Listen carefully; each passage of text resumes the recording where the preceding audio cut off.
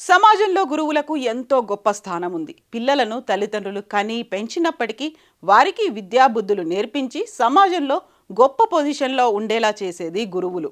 అందుకే మాతృదేవోభవ, పితృదేవోభవ, ఆచార్య దేవోభవ అంటారు. విద్యార్థులు దారి తప్పితే వారిని సన్మార్గంలో నడిపించేవారే ఉపాధ్యాయులు. అలాంటిది ఈ మధ్య కాలంలో కొంతమంది గురువు స్థానాన్ని భ్రష్టు పట్టిస్తున్నారు.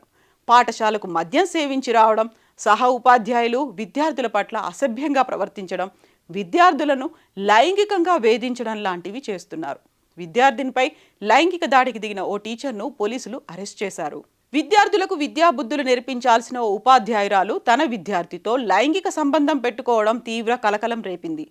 పోలీసులు తెలిపిన వివరాల ప్రకారం ఓ విద్యార్థితో లైంగిక సంబంధం కొనసాగిస్తున్న కారణంగా న్యూజెర్సీలోని ఫ్రీ హోల్డ్ ఇంటర్మీడియట్ స్కూల్లో స్పెషల్ ఎడ్యుకేషన్ టీచర్గా పనిచేస్తున్న అలిసన్ హౌమెన్ని పోలీసులు అరెస్ట్ చేశారు.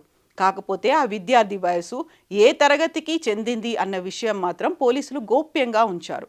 ప్రస్తుతం అలిసన్ హౌమెన్ని మెన్విత్ కౌంటీ జైల్లో ఉంచారు. అలిసన్ హౌమెన్ 2008 నుంచి ఉపాధ్యాయురాలుగా వివిధ పాఠశాలల్లో బోధన చేసింది.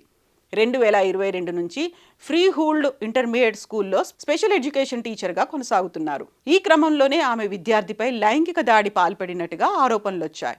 ఈ సందర్భంగా మోన్మౌత్ కంటి ప్రాసిక్యూటర్ రేమండ్ ఎస్ శాంటియాగో మాట్లాడుతూ లైంగిక వేధింపులకు పాల్పడి విద్యార్థి జీవితంతో చెలగాటమాడేందుకు అలిసన్ ఉపాధ్యాయురాలికి శిక్ష పడిందని అన్నారు.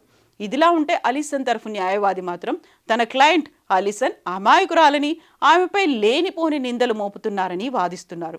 ఈ కేసు విచారణ కొనసాగుతోంది. ఈ విషయంపై విద్యార్థి తల్లిదండ్రులు తీవ్ర ఆందోళన వ్యక్తం చేస్తున్నారు. ఇలాంటి టీచర్కి కఠిన శిక్ష విధించాలని డిమాండ్ చేస్తున్నారు.